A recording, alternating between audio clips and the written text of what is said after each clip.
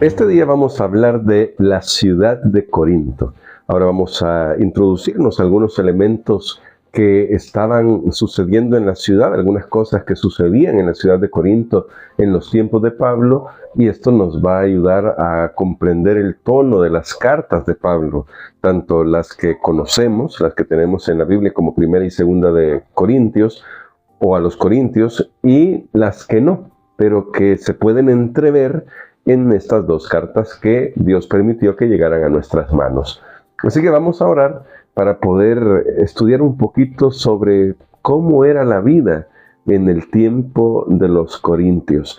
Y lo vamos a ver a través de algunos pasajes bíblicos que nos van a dar algunas ideas, van a permitirnos deducir un poco cómo era la ciudad. Así que vamos a orar pidiendo la dirección de Dios para nuestra reflexión de este día. Estamos agradecidos, Padre, por lo que hemos aprendido hasta este momento en estos 2 días de la nueva lección de la escuela sabática. Y te imploramos que por favor nos ayudes para poder estudiar este tema de manera que nos pueda fortalecer en nuestra fe. En el nombre de Cristo Jesús. Amén. Para hoy vamos a ir a pasajes que de hecho vamos a estar repasando toda la semana para ir extrayendo un poco más de información, infiriendo un poco más de información que nos permita situarnos en las sandalias del apóstol Pablo. No digo los zapatos, sino en las sandalias. Bueno, aquí en Hechos, capítulo 18, ya lo leíamos ayer, pero hoy vamos a leerlo un poquito detenido, de manera más detenida, en un aspecto que es el aspecto económico que nos permitirá ver cómo era la ciudad. Dice Hechos 18, versos del 1 al 3. Después de estas cosas, Pablo salió de Atenas y fue a Corinto, y halló a un judío llamado Aquila, natural de Ponto, recién venido de Italia con Priscila, su mujer, por cuanto Claudio había mandado que todos los judíos salieran de Roma. Fue a ellos. Primero vamos a notar algo sobre la ciudad de Corinto. Parece que era una ciudad que se había convertido en un centro urbano, es decir, de todas partes del mundo podían llegar ahí. Incluso, aun cuando en Roma no estaban tolerando a los judíos, por alguna razón, no es nuestro tema de estudio en este momento la razón, pero Aquila y Priscila pudieron arribar a Corinto. Corinto era una ciudad portuaria, es decir, era un lugar donde fácilmente se podía llegar y perderse en la multitud, ¿no? Así que seguramente fue una elección conveniente para Aquila y Priscila ir ahí donde llegaría gente de todo el mundo. Era una ciudad cosmopolita, ¿no? Pero ahora vean algo que me llama la atención en el verso 3. Y como era del mismo oficio, Pablo se quedó con ellos y trabajaban juntos, pues el oficio de ellos era hacer tiendas. Y esto nos habla del aspecto económico de la ciudad. De hecho, era una ciudad pujante en el aspecto económico. Como era una ciudad portuaria, era un lugar donde ahí había mucho comercio. Y no solamente de los puertos, pero había mucho comercio por los puertos, por la gente que llegaba de todas partes del imperio y que podía salir a otras partes del imperio romano. Pero el hecho de que Aquila y Priscila pudieran montar un negocio de hacer tiendas junto con Pablo, nos muestra que era un lugar donde emprender era una posibilidad con la que podían vivir. Tanto que llega un punto en que Pablo se dedica solamente a la predicación, porque tal vez luego estoy elaborando sobre la idea, ¿no? No es que esté escrito ahí, pero tal vez en algún punto, siendo que Aquila y Priscila eran conversos, eran cristianos, tal vez pudo haberle dicho, bueno, hemos ganado suficiente, ahora permítanme dedicarme solo a la predicación. Es decir, el aspecto económico estaba muy cubierto ahí. La gente podía vivir bien, la gente tenía lo suficiente para vivir. Tal vez no todo el mundo podía hacerse rico, pero sí tenían los medios como para poder darse una vida lo más holgada posible, como hoy en día, ¿no?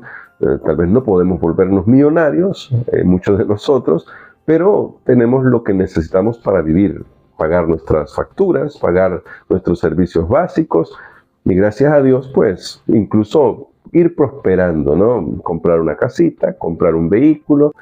Para cada uno la realidad es diferente, pero lo que estoy tratando de hacer es un símil sobre el hecho de que en Corinto había oportunidades.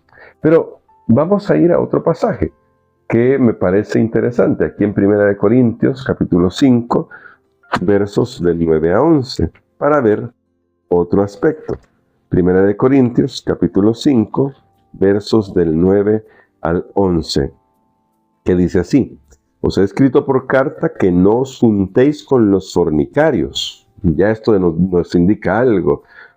En esta ciudad portuaria había mucha licencia, era una ciudad muy licenciosa, pero ese no era todo el problema. Vean el verso 10, no me refiero en general a todos los fornicarios de este mundo, o de Corinto podría decir, ni a todos los avaros, ladrones o idólatras, pues en tal caso sería necesario salir del mundo.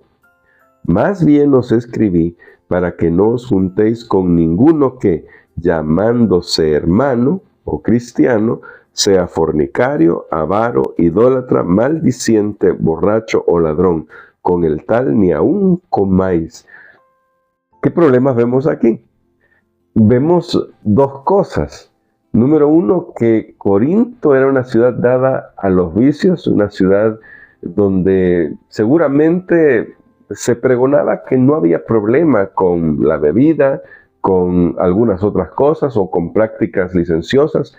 De hecho, se sabe que un historiador griego, seguramente haciendo mala publicidad a Corinto, decía que ahí había 1000 prostitutas sagradas dedicadas a la diosa Afrodita, si no mal recuerdo. No podemos saber si eran tantas, pero sí había ese tipo de prácticas idolátricas, prácticas sensuales que impregnaban el ambiente. Ahora, Pablo, esto es lo primero, ¿no? La sociedad y el Corinto era así. Pero Pablo está diciendo de que el gran problema es que también en la iglesia se han introducido estas prácticas. Tal vez porque las veían normales. Tal vez porque pensaban, bueno, todo el mundo lo hace, no creo que haya mayor problema en que sigamos con esto. Así habíamos vivido hasta ahora, podemos vivir así. Así que hay un problema aquí de carácter moral, y este problema de carácter moral pues depende de otro problema. Aquí en 1 Corintios capítulo 8 verso 4 dice: acerca pues de los alimentos que se sacrifican a los ídolos, sabemos que un ídolo nada es en el mundo y que no hay más que un solo Dios. Vamos a tocar en su momento el tema de a qué se está refiriendo con esto de los alimentos, pero hoy lo que destacamos aquí es la idolatría, y la idolatría trae todos los demás vicios. Y la idolatría era algo que imperaba en la ciudad de Corinto. Claro, era tan cosmopolita que todos podían tener su verdad, todos podían tener sus dioses, sus creencias, y nadie podía meterse en eso, naturalmente, ¿no? Nadie podía entrometerse y decirle a otro que no era lo correcto lo que estaba haciendo. Como ahora parece que nadie puede decir nada, ¿verdad? De ningún tema. Por eso lo vamos a dejar hasta ahí. Pero vean que lo interesante de estos textos que hemos leído es que Pablo está ahí trabajando porque Dios lo ha puesto en un lugar estratégico. Y aquí hay una verdad que creo que vale la pena que nosotros reflexionemos. La espiritualidad no está reñida con la planificación. Y lo digo a partir de esta cita de Ellen G. White que ella escribe en el libro Sketches from the Life of Paul, y dice: así se presentó una oportunidad para la difusión del Evangelio al llegar Pablo a Corinto. Una vez establecido en Corinto, se comunicaría fácilmente a todas las partes del mundo. No porque fuera fácil, ¿verdad? Pero sí porque como era una ciudad cosmopolita y la gente que llegaba ahí llegaba a hacer negocios y luego salía a otras partes del mundo, podía tenerse una oportunidad para establecer una base misionera que le permitiera al Evangelio llegar más lejos por las personas que iban a comenzar a expandirlo luego de exponerse allí a la predicación de la palabra de Dios. Así que planificar no es pecado. Tener planes, tener metas, tener objetivos no es pecado. La espiritualidad no está reñido con eso. Que a veces tendemos a ir a los extremos, ¿verdad? Y los dos extremos peligrosos son, número uno, planificar sin la dirección de Dios y pensar que nuestros métodos humanos son los infalibles porque están probados por la ciencia, están probados por la administración moderna, están probados por la planificación moderna. Eso es un peligro. Pero el otro peligro es creer que, bueno, nosotros tenemos el Espíritu Santo y por lo tanto no necesitamos planear y vamos adelante y ahí Dios nos va a ir diciendo en el camino. Dios nos va a ir guiando en el camino, eso es un hecho. Pero no podrá trabajar con nosotros si no somos ordenados y tenemos un plan para trabajar. Y eso lo vemos en la Biblia. Cuando se surgió un problema por la distribución de los alimentos, el Espíritu Santo los guió a organizar diáconos para que pudieran distribuir el alimento. Cuando hubo un problema tan grande que amenazaba con dividir a la iglesia, hubo un concilio porque se necesitaba la organización y la dirección dentro del cuerpo de Cristo. Es decir, lo que estoy diciendo con esto es, la espiritualidad no está reñida con la planificación y la organización. Pablo nos lo demuestra acá. A pesar del pluralismo religioso, a pesar de la vida licenciosa de los corintios, la labor misionera que estaba delante de Pablo era grande y él lo vio como una oportunidad, como dice ahí. Yo sé que a nosotros nos cuesta, ¿verdad? Yo lo que voy a decir, no lo voy a decir porque crea que yo sé ver las oportunidades, porque reconozco que no. Esa es la verdad. Así que oremos juntos para que Dios nos ayude a ver las oportunidades. Pero Pablo las veía. ¿Por qué? Creo que aquí entra de nuevo el tema con el que comenzamos el día domingo. Él tenía claro su llamado. Al tener claro su llamado, es decir, el por qué él era el apóstol, o había sido llamado a ser apóstol, porque era cristiano, porque era un hijo de Dios, entonces luego podía ver las oportunidades. Y esto es fascinante porque al Pablo tener claro su razón de ser, la razón de su llamado, él puede trabajar con lo que tiene en las manos. Me recuerda la historia de un hombre que fue enviado a África a vender llantas. Después de un tiempo regresó y dijo, eso es imposible, ahí la gente no usa carros, no se pueden vender llantas en ese lugar, no se puede. Y bueno, el jefe dijo, está bien, no se puede, pero mandó a otro. Y cuando este regresó de la primera vuelta que dio inspeccionando el lugar para establecer el mercado de las llantas, dijo, aquí traigo un pedido, por favor, mándeme. ¿Y qué pasó? ¿Vas a vender llantas para carros? No, dijo, ahí no hay ningún carro, no se puede vender llantas para carros, pero vamos a hacer que esas llantas se conviertan en sandalias, porque la gente no usa zapatos, así que vamos a hacer las sandalias con las llantas y las vamos a vender. No sé si esa historia es real, pero sí ilustra un punto, el punto de que si tenemos claro por qué estamos haciendo algo, eso nos ayudará, nos habilitará para tener la creatividad de saber cómo hacerlo. Y lo vemos en Pablo en Atenas, que incluso llega a citar a los grandes filósofos griegos, a los escritores, poetas griegos, para ayudar a los propios griegos a conectar con su mensaje. Y lo vemos aquí en Corinto, que ve a una ciudad licenciosa, idolátrica, que tiene problemas y que tristemente estos problemas van a llegar a la iglesia, pero no ve algo imposible, ve una oportunidad. Y como digo, no estoy diciendo esto porque yo sepa ver oportunidades, porque no lo sé, honestamente. Me falta la visión que tenía el apóstol Pablo. Por eso, juntos, hoy le vamos a pedir al Señor durante este estudio de este trimestre, que nos ayude a tener claro el llamado que tenemos, el por qué somos cristianos. Porque si lo tenemos claro, entonces vamos a comenzar a descubrir alguna manera para llevarle el Evangelio a otros. Vamos a ver cómo podemos aprender a apreciar las oportunidades. Y vamos a pedirle al Señor que nos ayude a apreciar esas oportunidades para compartir el Evangelio, aun cuando tal vez nuestra audiencia solo sea una persona, o tal vez sean cientos de personas, que nos dé esa oportunidad. Que Dios nos ayude, ¿verdad? Y gracias, si has llegado hasta aquí, gracias por ver este comentario de la lección. Por favor, compártelo con otros, dale un buen like. Gracias por los comentarios.